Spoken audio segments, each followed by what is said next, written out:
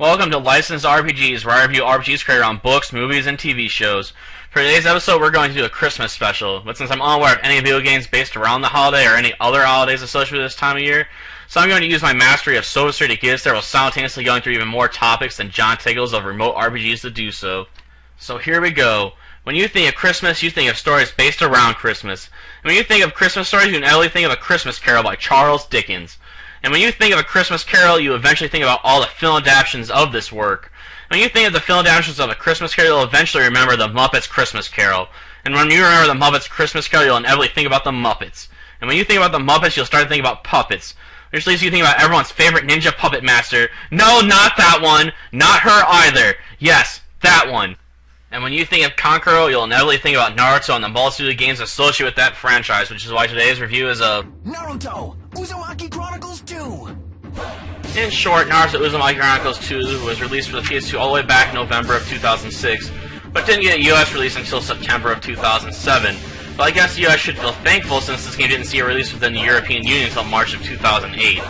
Though before I move on to discuss some more interesting aspects of this game, such as plot, characters, gameplay, graphics, and sound, I'd like to dedicate a few moments to a couple of glitches I encountered while playing this game.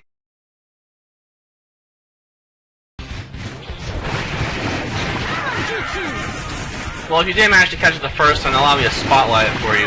If you watch carefully, you'll notice that the original Naruto doesn't transform while utilizing the harem jutsu here. As for the other glitch, I think it speaks for itself, don't you? Well, it does it for glitches in this game, to be honest, at least for glitches that I've noticed, so it's time to move on to explaining the overarching plot.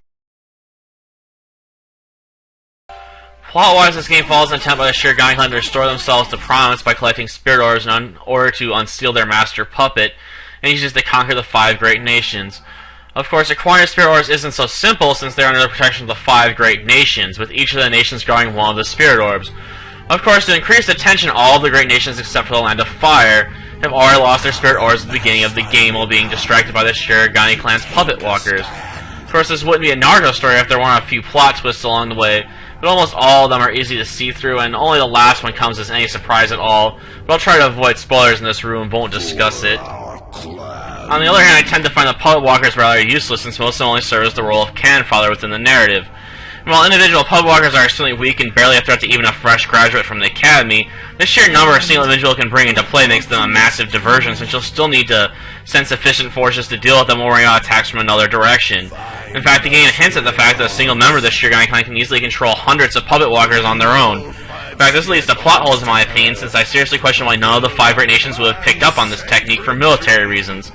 Even if the puppet walkers are ineffectual against ninjas, they can still serve as training tools or provide them with essentially disposable troops that come at little cost. Sure, the game tries to explain this away by pointing out that to further enhance the puppet walkers, the Shirogane clan performed cruel human experiments to further refine and develop the powers and abilities of the puppet walkers, but the game never implies that human sacrifice is necessary in order to create the puppet walkers or empower them. So its attempt to brush off this issue feels extremely weak in my opinion. As for the question whether this game takes place in the timeline, I'm not sure. The only real clues I can work with this is that Shikamaru is wearing his tuning vest, and that Tamara appears in the outfit she was wearing when she showed up to aid Shikamaru during the failed Sasuke retrieval arc. So my guess is sometime after that mission, but before the time skip. Regardless, the game is ultimately a filler arc, and is therefore of little importance, since content isn't considered canon within the actual series to my knowledge. But I guess this does come with the upside that this game isn't bound to the restrictive nature of the actual narratives, and therefore free to place the characters in new situations and expand upon them in its own unique way. On the downside, the game seems to be rather weak in terms of actual characterization, with many of the characters behaving in ways that feel out of place. Some of the most glaring examples is the fact that Naruto constantly goes on about how he'll blow enemies away instead of shouting, "Believe it!" Or the fact that Lee or My Guy never seem to go off on a tangent about the power of youth or start shouting out each other's names. Overall, my opinions of the narrative and characters are rather mixed, to be honest. On one hand, the game doesn't utilize the narrative effectively, but it doesn't try to do any heavy lifting with it either. Ultimately, the narrative just seems to serve as justification for the gameplay itself, which makes sense, but I'd be lying if I didn't find this facet of the game highly disappointing. On the other hand, the poor representation of the characters in certain situations taints the story overall and only serves to place more emphasis on the simplistic combat. Gameplay-wise, the game largely stays true to the original, but improves upon it in many ways.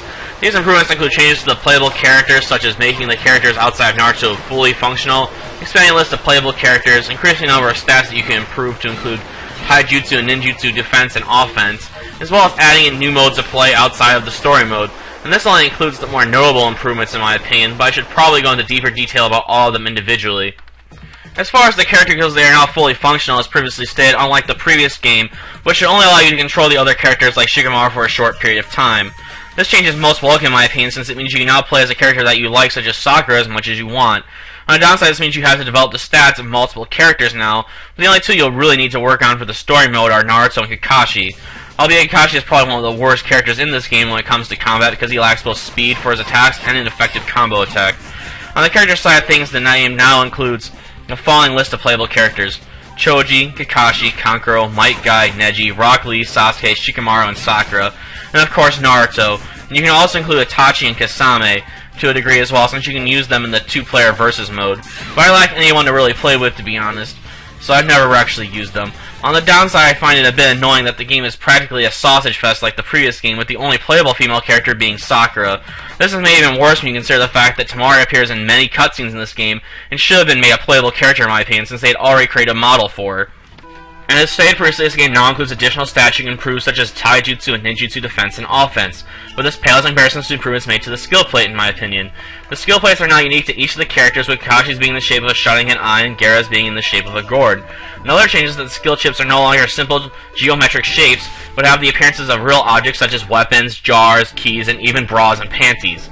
While all these improvements to the characters and their skill plates are nice, I'm still a bit disappointed with the lack of special attacks the characters possess.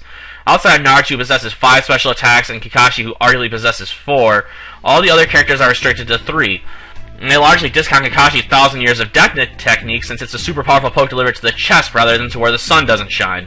So moving on to the various game modes, the game now includes a story mode, an unlockable short story mode for Kakashi and Might Guy, a survival mode, 2-player versus mode, and a mission mode. Of these various modes, the one that I find the most enjoyable is the mission mode, to be honest, because this game does away with most of the escort missions from the previous game and replaces them with largely combat-related missions. The game does include a few missions about defending specific items or gates as well, but these missions are usually a bit easier to handle than the ones in the previous game. As for the survival mode, it's largely comprised of fights against certain types of enemies or boss-level fights, but I tend to avoid it and favor S-rank missions later on, since you can't earn any virtue from fights in survival mode. Outside of the additional modes, the shop system has also been improved. Unlike the previous game where you would exchange various types of weapons for other weapons and healing items, this game now allows you to purchase items and skill chips with actual currency, which makes the process of getting various items much easier. On the downside of things, your character can only carry around one type of weapon, unlike the previous game, and you're unable to purchase weapons from the shop as well. I also find it a bit annoying to avoid picking up weapons dropped by various enemies as well. It's like the game wants you to work through them quickly, but sometimes you want to save your weapons for later after all.